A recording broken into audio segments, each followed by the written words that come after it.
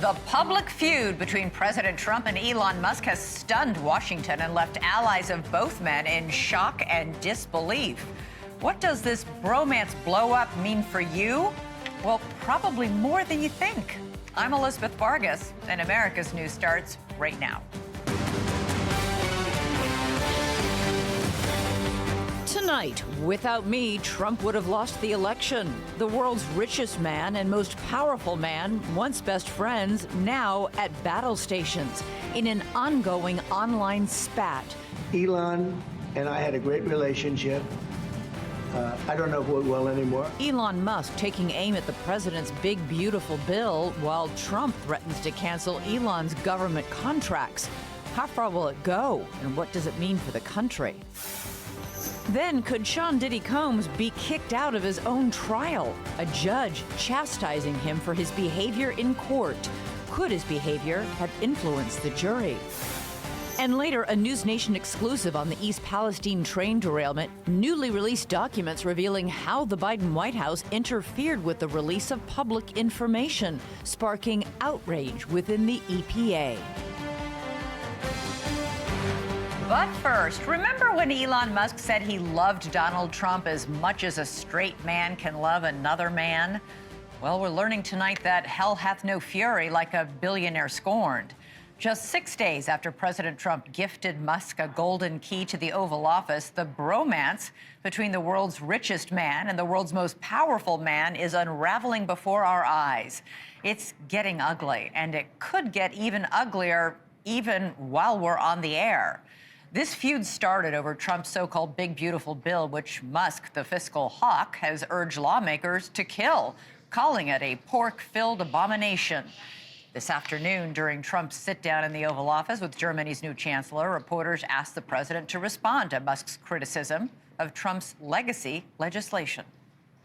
Elon and I had a great relationship. I don't know if we're well anymore. I'm very disappointed because Elon knew the inner workings of this bill better than almost anybody sitting here, better than you people. He knew everything about it. He had no problem with it. All of a sudden, he had a problem, and he only developed the problem when he found out that we're going to have to cut the EV mandate. But I'm very disappointed in Elon. I've helped Elon a lot. Now, Musk responded to Trump's comments in real time. To the suggestion that Trump helped him a lot, Musk wrote, "Without me, Trump would have lost the election," adding, "Such ingratitude." Trump then accused Musk of having Trump derangement syndrome and even made fun of the black eye that Musk was sporting in his big send-off ceremony last week. People leave my administration and they love us. And then at some point they miss it so badly, and some of them embrace it and some of them actually become hostile. I don't know what it is. It's sort of Trump derangement syndrome. You saw a man who was very happy when he stood behind the Oval desk, and even with the black eye, I said, "Do you want a little makeup? We'll get you a little makeup." But he said, "No, I don't think so," which is interesting. Now, this story is about more than a high-profile spat between two larger-than-life egos. These aren't two real housewives having some slap fight on a reality show. The collapse of this potential partnership impacts matters of national security, energy policy, the budget, and even your taxes. It certainly impacted Tesla's stock, which plummeted 14% today. More than $100 billion wiped out. The feud continued to roll out all day online after Trump posted he could cancel Musk's government contracts. Musk posted on X that SpaceX will begin decommissioning its Dragon spacecraft immediately. Now, that's critical because right now the U.S. relies on Dragon spacecraft to get those NASA astronauts back and forth and all their supplies to and from the International Space Station.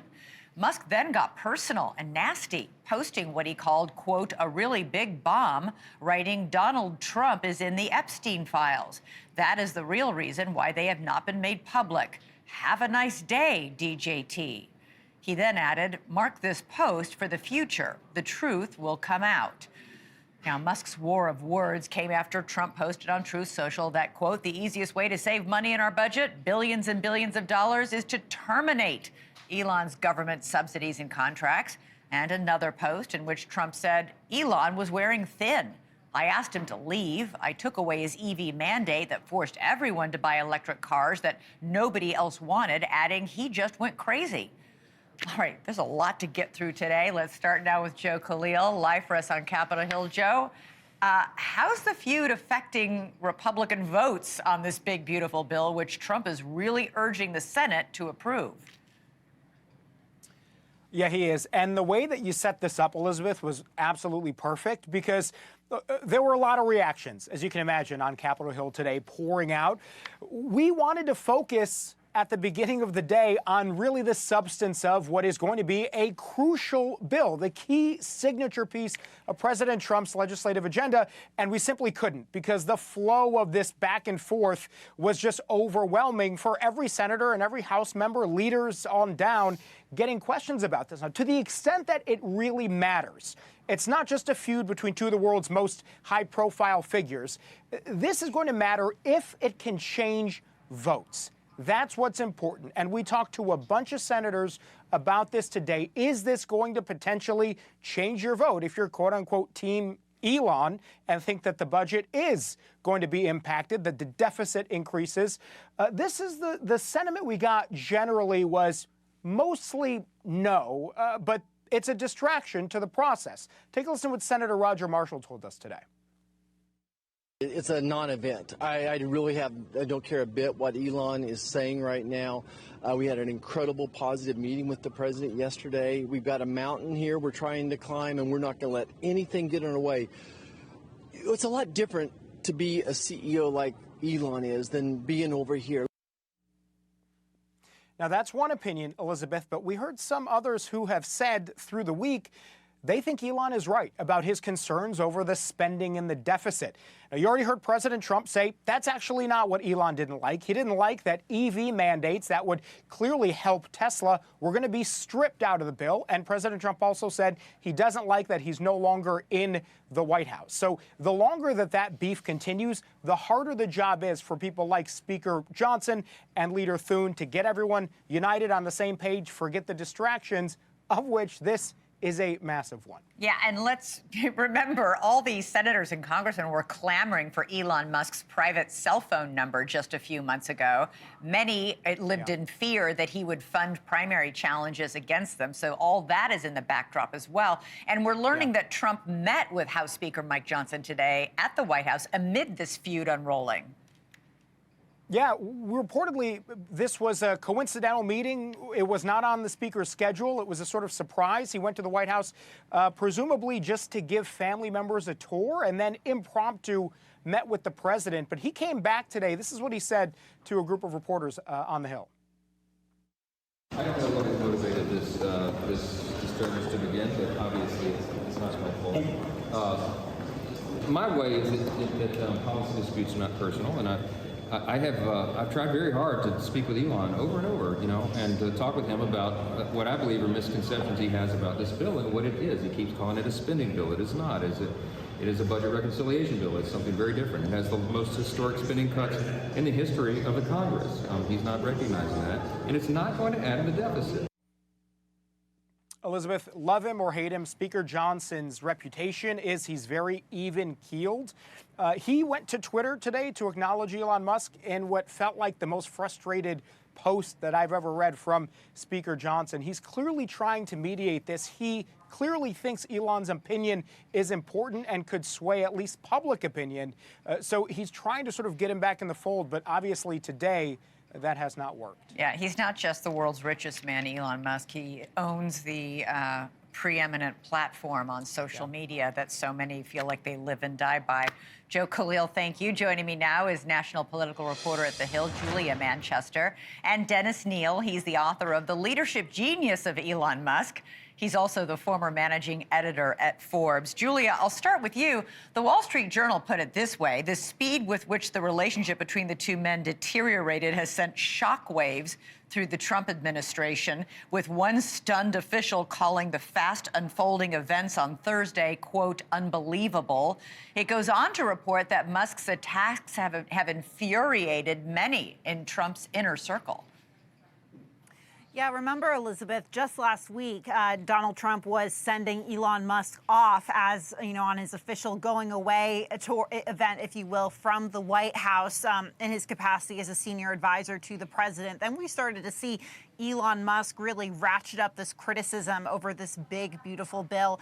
And here we are today. It's no, surprise that, obviously officials are shocked over this and the speed at which this picked up. But I think it's also important to point out that this in many ways could be seen as a distraction to the substance of what is in this so-called big, beautiful bill. I mean, you have even House Republicans, Senate Republicans even, who are debating this bill right now, being asked about this by reporters on Capitol Hill and, asked about this by constituents. It's taking attention away from the substance of that bill, and instead we're really focused on the show that's playing out before our eyes. And it's quite a show. Dennis, after Trump did threaten to cancel all the government contracts with Musk's companies, Musk posted late this afternoon that he's going to be canceling SpaceX's, partnership. Neither one's going to do that. I mean, this has reached. I mean, can we just take a moment out to say, oh my God! Yes, I can't believe what's happening. I'm just so flipped out by it. I own Tesla stock. I mean, things were doing. I'm sorry. Things going back up, and then suddenly down 14%. I'm shocked at this. I'm praying. Yeah. They're putting the World Wrestling Entertainment WWE thing on purpose somehow. I'm praying that this is scripted so that Elon can get some Republicans to go ahead and put in some cuts or something. But overall, my producer of my podcast, What's Bugging Me, asked me today, he said, look, if your two dads get a divorce, Dennis, which one's going to get custody? I love both of these men, and they're both good for our country. Elon is right about the bill, but he is wrong in how he has behaved and what he has said. And I think, I was beginning to worry that this is a real kerfuffle and scrap and feud. But then when he said that thing about the Epstein list, I just thought, that's so out of line. That's so wrong. If Trump were on it in any bad way, it would have been released long ago. He knows damn well he never would have supported Trump if he thought Trump were dirty on that. And that was so below the belt that maybe this is scripted, but maybe not. Elon just went crazy, and now he's just, when you're worth 200 or 300 billion, it's hard to ever walk back anything, isn't it? Is there nobody, Dennis, in Elon's life who can say, dude, slow your roll here. Maybe think a little bit. Walter Isaacson, the best biographer in the world, I mean, he does talk about when Elon goes into that demon mode, man, look out, stay away. I think that happened here. I mean, I'm kind of shocked because it didn't have to be this way. Elon started out so gingerly. I don't know that a bill could be both big and beautiful. He wasn't going after Trump personally. And by the way, Trump, dude, he doesn't mean it at all. He says, well, we'll just cut his contracts. Yeah, well, welcome, because you're not going to get to space any other way. I mean, SpaceX is 80% of the launches in the entire world. You guys need SpaceX, so shut up about it. Stop your threats. They're like two really terrible people and an awful, bitter couple, aren't they? Julia, maybe Trump didn't mean the threat to cut off all of the Musk government contracts, but if Musk goes through with what he announced today, which is that no more Dragon X spaceships to ferry the NASA's astronauts and food up to the International Space Station, I was struck by this post. Somebody responded to the post you're seeing on our screen right now from Musk saying, can you both just take a time out? This is a nightmare. This is not good for the country or the American people. I think this person is speaking for a lot of America right now. Yeah, absolutely. And especially when you have national security interests at hand, I think there's, certainly a lot of concern, Starlink? not only from people watching this. Yeah, exactly.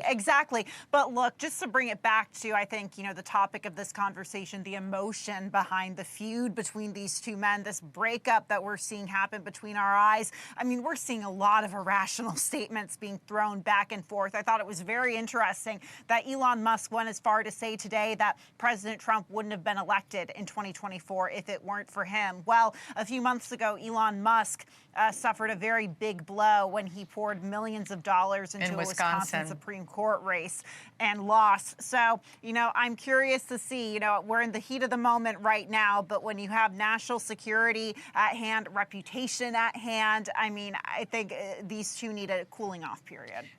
Dennis, Musk not only posted that Trump would have lost the election if not for him, he warned Republican lawmakers, Trump has 3.5 years left as president, but I will be around for 40+ years.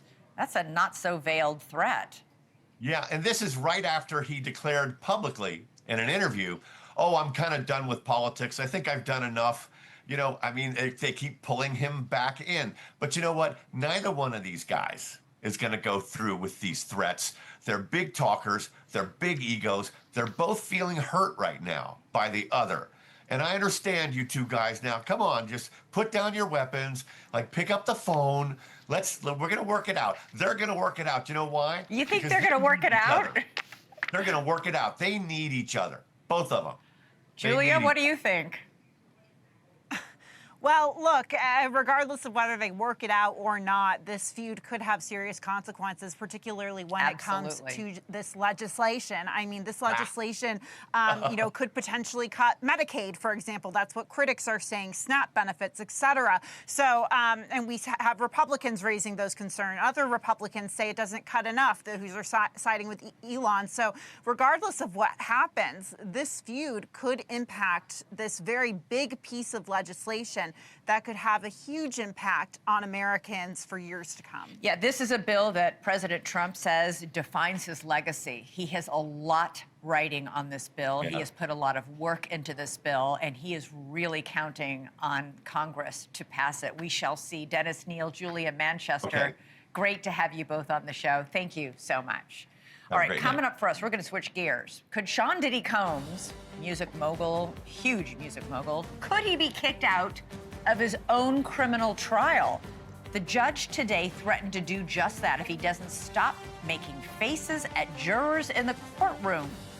We're going to get into what exactly happened and more of unnerving testimony in that trial today. And then you probably remember this video, Tal Shoham paraded by Hamas terrorists as part of a hostage prisoner swap. Tal will be joining me, as well as the relatives of 2 other hostages who were forced to watch it all and then return to the tunnels beneath Gaza. Next.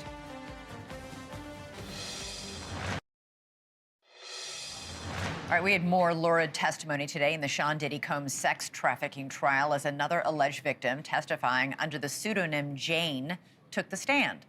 The former girlfriend revealed marathon hotel nights, also known as freak-offs. She called them hotel nights, with Combs and other men that would last more than 24 hours. Jane is a single mom, and she claims Combs threatened to stop paying her rent if she refused to have sex with other men while he watched. But that testimony wasn't the most dramatic moment in court today. Combs managed to irritate the judge, who threatened to kick him out of his own trial. He was caught nodding vigorously at the jury, leading the judge to call his actions, quote, absolutely unacceptable, and telling his defense lawyers it cannot happen again. The defense tried its hardest today to discredit the testimony given by Brianna Bungolan, the fashion designer and friend of Combs' ex-girlfriend, Cassie Ventura. She testified that Combs once dangled her from a Los Angeles balcony 17 stories high. The defense presented photos and other evidence indicating Combs was actually in New York at the time that Bungolan said the attack happened, hoping to undercut Bungolan's account. Joining me now to break it all down is Jesse Weber, NewsNation legal contributor and Law and Crime Network host, and Richard Gabriel, a jury consultant, here to give us some insight on those interactions with the jury. All right, Jesse, first tell us what exactly was Combs doing and why did the judge find it so objectionable? So just taking the judge's word on it, because we don't have cameras, it appeared that he was nodding in a positive way during the questioning of Bungolan, which I will tell you was a masterclass by the defense. I mean, this was an important witness who basically said that she was dangled off a 17-story balcony, and they hit her on every aspect of her credibility, even saying presenting her with a text message where she appeared to want to buy Sean Combs a sweatshirt 2 weeks after this attack. So if you're Sean Combs, you're feeling great about today. He probably was nodding at them in agreement. Here's the problem. You're not allowed to do anything that influences the jury, but particularly for Sean Combs, what has this whole case been about for 4 weeks? Him intimidating people. That's the allegation. So the judge is particularly disturbed that he would do anything that would maybe influence these juries' decision to, vote not guilty. All right, Dennis, you're our jury expert. Why would nodding vigorously impact the jury? Well, the problem, I think, is that a lot of times jurors don't like it. They actually are sensitive to being played to. They don't want to be influenced. So if he's indeed trying to influence them by non-verbally agreeing or gesturing or something like that, it actually can backfire a little bit. Jurors are always looking at the defendant. They're always trying to figure out what is his reaction there, but they really are anything that can be construed as maybe even controlling or even aggressive, again, reinforces the prosecution's case. So even without the judge's admonition here, it's something the jury could backfire and could be viewed negatively. So what effect would it have if the jurors are constantly watching the defendant if the defendant suddenly wasn't there? I mean, what does the judge say? I kicked him out of the trial because he was nodding at you? Well, I think it's difficult for the judge to actually do it. It's a good threat, but to tell you the truth, there's some appellate issues if he kicks him out because he has to be present for the case that's going against him. You have a right to confront your accuser. Exactly. So for the most part, the judge can't do it, but he is real serious about that. And the judge takes very clearly, as Jesse said, you can't influence the jury in any way.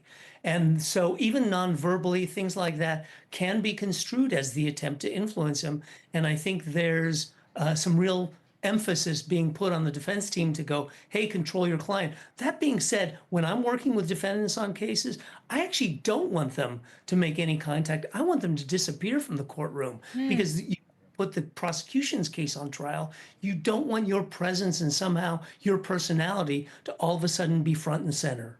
That's so interesting. All right, Jesse, you say part of the reason why he was nodding vigorously and got himself into so much trouble is because his lawyers were doing a great job basically decimating Bongolan on the stand. It wasn't just that they were pointing out, that she was offering to buy him a present a couple weeks after he dangled her over a 17-story balcony. It was that they found records that showed Sean Combs was in a different city on the day she said this happened. New Jersey, New York, not L.A. They looked at the hotel receipts. They also looked at the metadata from the photos that she said she sustained injuries from this balcony attack. They're saying it was taken from before she claims this happened. And look, the prosecution had a tough time doing some cleanup. They basically said, are you telling the truth? Is this the best of your recollection? Why don't you remember the date? I don't remember the date because it happened a long time ago. And the jurors might accept. We've heard a lot about, violent episodes, trauma. That might affect memory, but at the same time, the defense has been incredibly consistent with striking at the credibility of a number of witnesses, whether it's Mia, who claims that she was sexually assaulted multiple times, yet had glowing text messages to him and happy birthday videos, Cassie Ventura, who at one point says she's a victim of sex trafficking, yet there's messages that she established and set up the freak-offs and encouraged them. This is a lot for the jury to wrestle with, and I've said it before, I'll say it again, I think that this is going to be a very long deliberation process. It might take the jury each day to figure out whether any of these witnesses are credible or not.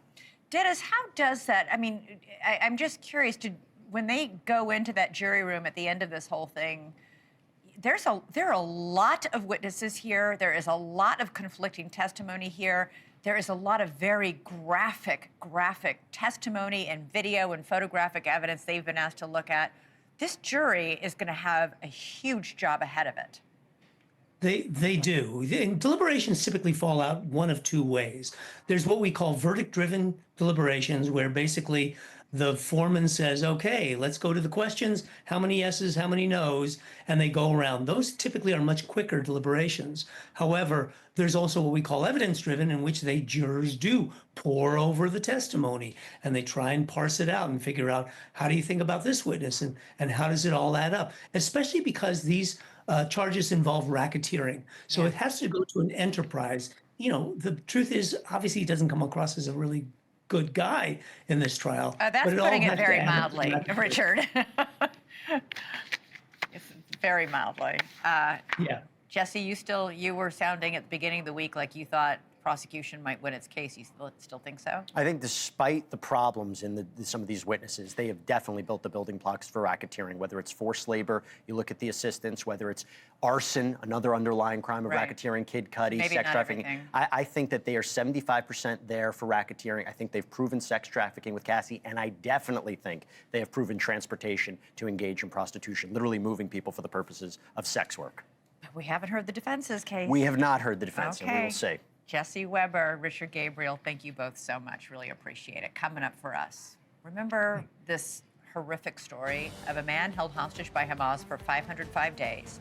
He and the brothers of 2 hostages he was held with, who are still in captivity, joins me next.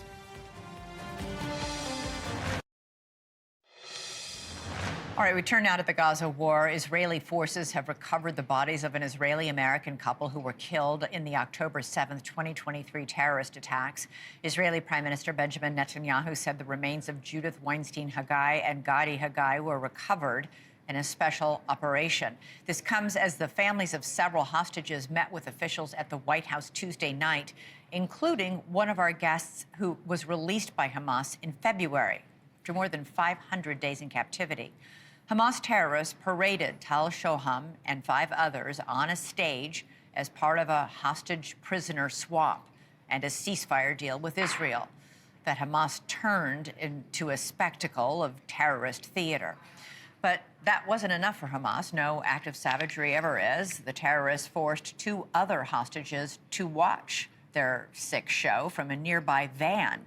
They recorded them and their emotional reaction and their plea that they too could be released before slamming the van door in their faces. תוציא אותנו הביתה, בבקשה, בבקשה. חברים שלנו יוצאים הביתה אחרי 500 יום שהיינו איתם. 500 יום אנחנו פה. מתחננים בבקשה, זה כל מה שאנחנו רוצים, זה כל מה שאנחנו רוצים. תצילו אותנו בבקשה. That video was recorded in February. Eviatar and Guy, 2 best friends kidnapped at the Nova Music Festival, have now been in captivity for 607 days. Joining us now are their brothers, Gal Gilboa Dalal and Eli David, and former hostage Tal Shoham, who was released that day in that video we were just watching. Tal, I'd like to start with you. Hamas released you from captivity in February. You were held hostage for so long. How have you been? How have you recovered in the months since you got out? Well, it's a hard question because in one side, my whole family was kidnapped on October 7th. My wife and my children, including my mother-in-law, were freed in November 2023. And I got my life back. I reunited with my family, and we are very pleased and happy that it happened. But in the other hand, in captivity, I got new 2 brothers, Eviatar and Guy, not by blood, but by sheer fate.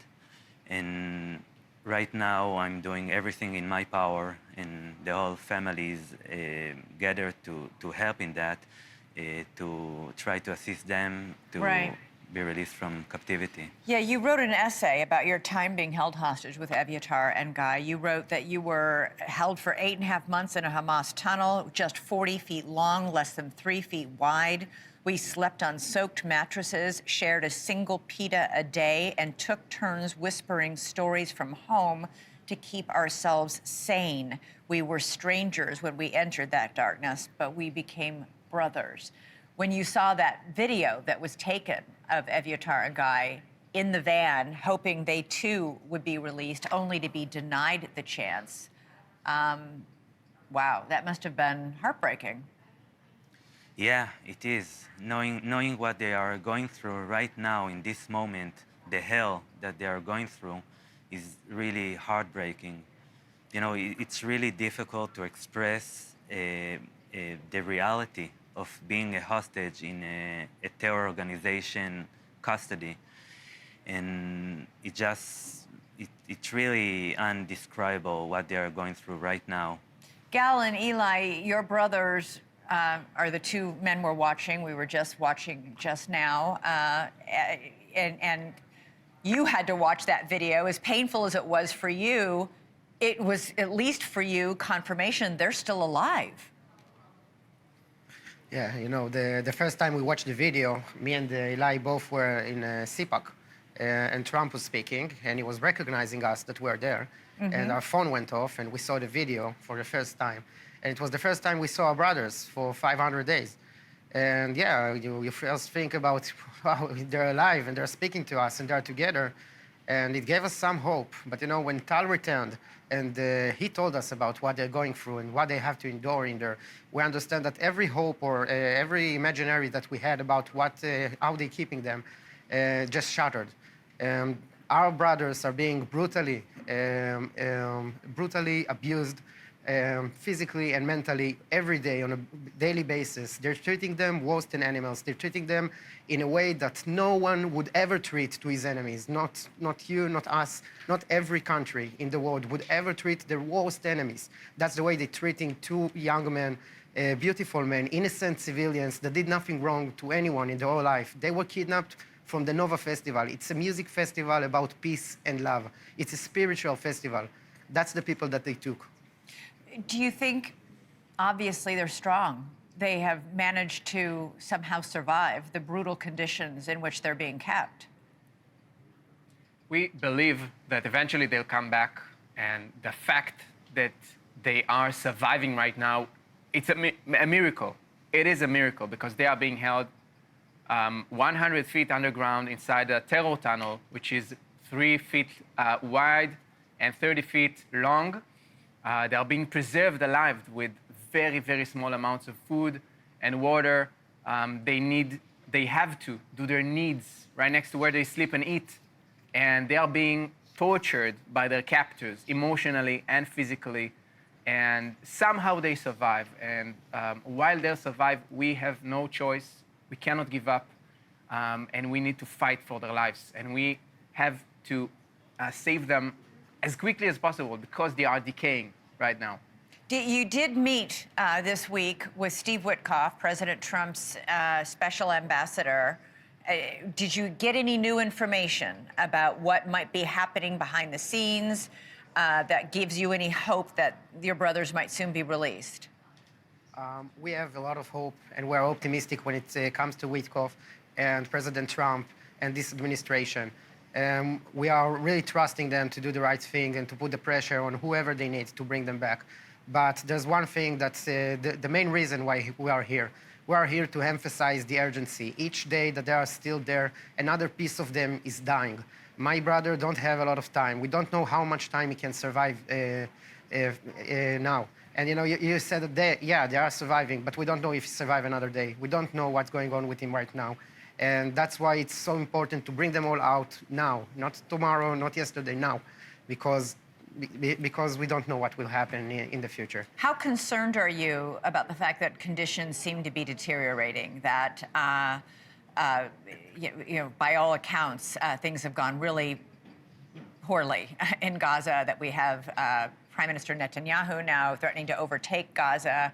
It doesn't feel, the hostages, many hostage families have been very critical of Prime Minister Netanyahu for not doing more to secure their release. Do you share that frustration? As far as we know, the Israeli government has aligned already with the Witkoff proposal. So President Trump, which is super determined and super committed to bring back all hostages, is aligned right now with the Israeli government. And the ones who are not agreeing to this agreement is Hamas. And we need to ask ourselves how it's going on yet, how it's possible that there are more than 50 hostages still being held by this cruel terror organization after almost 20 months. Yeah, it is almost unimaginable. Tal, nobody ever recovers from what you have experienced. This is something you carry with you for the rest of your life. How are you doing that? How are you bearing that burden? Well, I'm fortunate enough to have two little beautiful kids that kids will do it. Keep me on my toes. And but the thing is that until every one of them will come back, until the 56 hostages will come back, I feel that I won't be able to start my real recovery, because I actually know what they are enduring right now in this moment. And it's hard, very hard, to just keep on with my life. All right, Tal, Gal, Eli, thank you so much for being here. We are praying for the brothers' release and all the hostages' release, and to finally give some peace to these families. We really appreciate it. Thank you. Thank you. Thank you. All right, coming up for us. New Biden administration emails reveal internal conflict brewing days after that devastating East Palestine train derailment. As the agency told residents publicly everything was fine, internally, there was a much different story. Rich McHugh joins us with another exclusive report on this. And remember to download our NewsNation app for the latest news on the top stories of the night. You can find it on the Apple App Store and Google Play.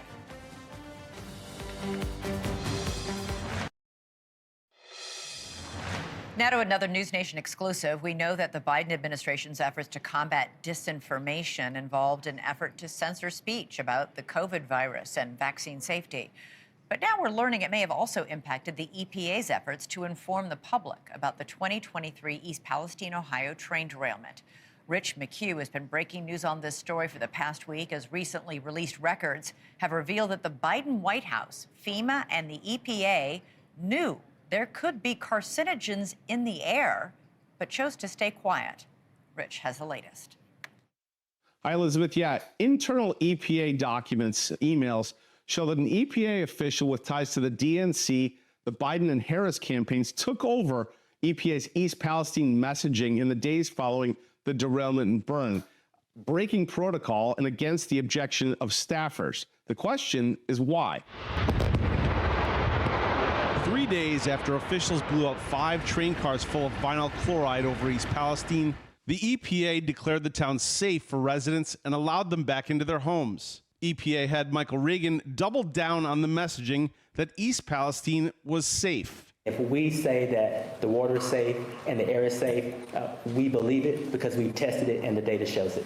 But residents were getting sick, rashes, nosebleeds, respiratory issues. At the time, the residents were very active on social media. They were not trusting what the government was telling them, and rightfully so. And they were trusting their own bodies, which were really very sick and falling apart. And now internal EPA emails obtained through the Freedom of Information Act show the national and local EPA offices disagreed over the message to send to residents. Quote, it appears the messaging they are using is that there are no detections of any issues, and people are not satisfied with that answer. Then emails show an EPA official from headquarters with ties to the DNC and the Biden campaign took over EPA's East Palestine messaging to, quote, combat the disinfo that's happening on social media. Leslie Pacey, investigator with the Government Accountability Project, says this raises red flags. This was early on in the response, and this broke protocol. They had not done this before. This is something that is new to the EPA, and there was some pushback internally over it. It set off alarm bells within the agency. A director of communications at the EPA voiced strong concern that an official from headquarters with Biden ties was taking charge. The site is the responsibility of the region, and we are definitely breaking protocol by allowing anyone other than the PIO or on-scene folks to edit and modify these pages. I don't agree with this approach and the immediacy of the request. We know from our recent reporting that the White House was well aware of the health concerns in future cancer clusters, but publicly said the opposite. They assured the public that they had done massive testing, that the air and the water was safe, that they were monitoring things, and not to worry. Basically, they used the word safe. And we now know from the FEMA public records requests and the emails there that that was not the case at all. But now, in light of the FOIAs that we've discovered with the EPA and FEMA and the White House and National Security Council, understanding the nature of the health impacts and the potential for cancer clusters, it really kind of raises more red flags. Was this part of the cover-up? We spoke with a former EPA official who spent 4 decades in the EPA and says, on the one hand, this could be warranted because of the scope of the disaster. But on the other hand, because of the scope of the disaster, the EPA should have brought in health risk assessors, sampling experts, instead of a political spin doctor. As for the EPA itself, we reached out to them. They have not responded. Elizabeth? All right, Rich McHugh, thank you so much. Coming up, back to our top story, President Trump and Elon Musk. Ooh, is this a feud? Chris Cuomo and I will discuss with some special guests on his special 2-hour show coming up. He joins me live with a preview.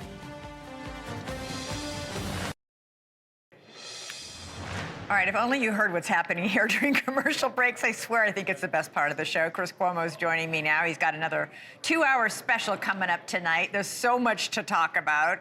We were just discussing the feud between Trump and Musk. Do you think it's going to end? Will they make up and be friends again? Is that even possible? They better, for Elon's sake. Yeah. I think. Really was kind of unhinged. I think, yeah. I mean, you know, that word certainly applies. I don't know, maybe he was on something, but if whatever he's on, he better get off it, because he made an accusation about the president of the United States that he better be able to back up. And I'm going to take people through what this could mean for him, what it already has meant for him. I think he's got a big, big problem. Well, it cost him $150 billion in Tesla stock today after the stock plummeted. We've got him saying, that's it, I'm taking my spaceships and going home. There are 4 NASA astronauts up on the International Space Station. That's how they get back and forth between planet Earth and the space station. There are a lot of real-world consequences. Yeah, look, I just don't know what his leverage is, to be honest. I mean, unless he's got the proof that he has the files. And again, you know, as we both know, public figures are tough to sue because of the standard, but I'm going to point some things out here that people haven't grabbed onto yet. Okay. I don't know what he's thinking. Well, you're a lawyer. You would know. Chris Cuomo, have a great 2 hours. Thank you for watching. Subscribe below and download our NewsNation app right now on your phone, and you will get fact-based, unbiased news for all Americans.